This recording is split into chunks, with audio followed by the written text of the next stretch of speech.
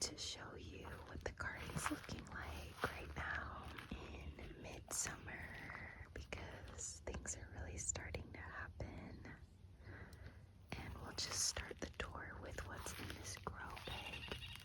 This is an eggplant. Eggplant. There's a very loud bird hanging out, so I hope you like bird sounds. But we've got one here, and then we've got two more flowers over on this side. Then we come over to the strawberry cage here. 1, 2, 3, 4 different kinds of strawberries. We have quinault, which aren't doing great. I think that they don't like the pH of our soil, unfortunately. But the honeyhoy, or hanoi, I'm not sure how to say it, this has been doing great the whole time. And the Mar de Bois just started to produce a bunch of really, really yummy sweet berries. And the fourth type that we have is the Eversweet, and they're just starting to get some berries on them.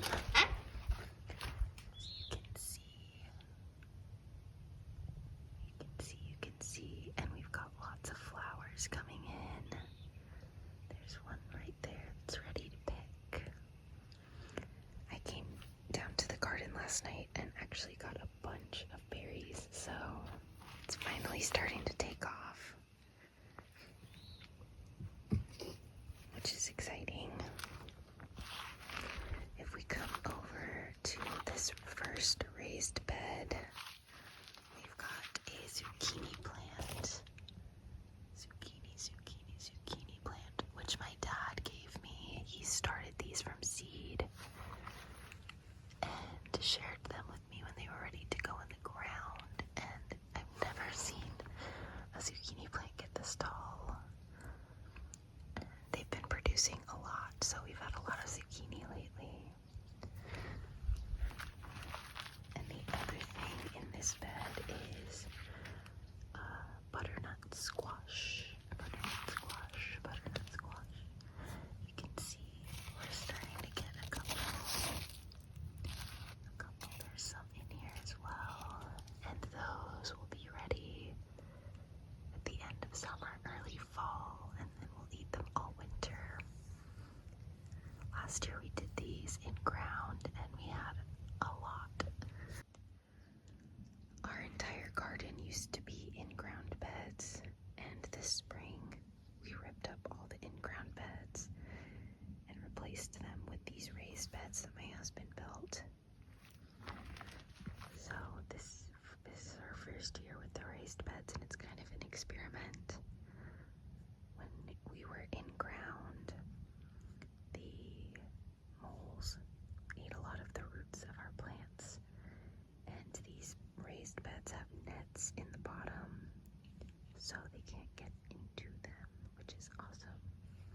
Let's keep going here to just a bunch of stuff in grow bags, which are all potatoes over here as well. You can hardly see them through the weeds. We need to do a bit of weeding here, but I've got russet, fingerling, purple Viking, and we've also got like a waxy white potato. And they're doing really well so far, so excited to see how many potatoes we get out of the grow bags. We also have one lone strawberry plant over here because we ran out of room to plant in our strawberry cage, and so we just decided to put that in a pot and see how it does.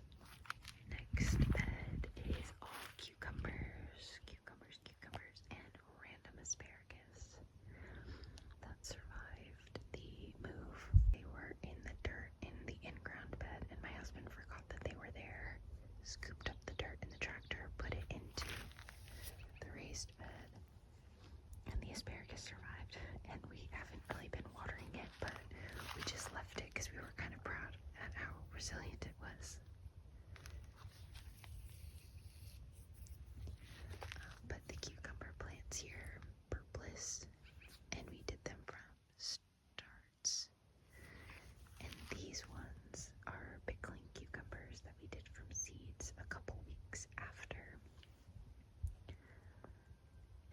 next year we're gonna set up a trellis system because the way these have grown, they got kind of tangly, and some of the cucumbers grew like in circles almost. So I need trellises for these, but look how healthy they look.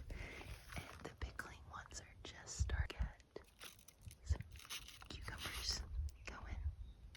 So mother-in-law and father-in-law love to pickle, so we're gonna give them all the cucumbers so they can make lots of pickles.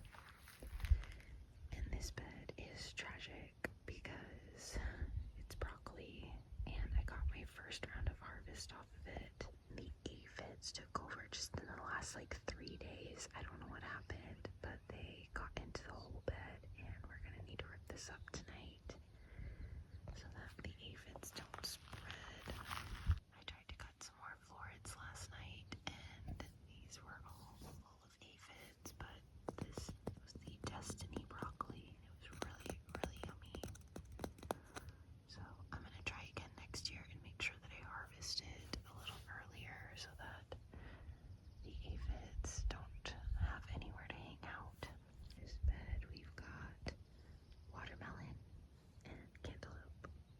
New cuties grow in here. Next year we'll have a trellis for sure. Sweet 100 cherry tomato plant. And this one is a sun gold tomato plant. And they're starting to get lots of fruit on them. And this was 2 different types of radishes which grow really fast, so we already harvested and ate a bunch of those, and then we kind of got radished out and decided not to plant anymore because we both are sick of eating radishes. But we could do another round of those because they only take like 30 days to mature, so maybe we'll plant some more. Bed full of carrots here. On this side, ones that are kind of little round carrots. The middle is like a traditional carrot, and the last section is purple cosmic purple carrots. Onions are about ready for harvest. Here's a little bee. You see it there? A bee on my lavender plant, which is exactly why we planted this. This whole bed is full of flowers just to get the bees down here. So I've got a bunch of different marigolds, lavender, and then my dad did sunflowers for the first year from seed. And we had the first one bloom, and there's a honeybee on this one as well. Cutie. So happy to have them here. These are our 2 gorgeous sunflowers. This one hasn't opened yet, but the other one opened just a couple days ago, and she's looking a little disheveled, but we love her because we've never had one before. So that's the flower bed. And the last bed is just in ground. This is how our entire garden was last year. Pie pumpkins here. There's one. Here's another. There's some more started in there. And this is going to be an acorn squash. Looking very happy this plant is. And we had a lot of luck with these last year, so excited for that. We also tried again with the asparagus. And we've got one more tomato plant over here. This is a super fantastic tomato plant, and I've never had much luck with bigger tomatoes. We do great with cherry tomatoes, but we'll see how they do. Starting with this apple tree, which is doing a lot right now. We're excited.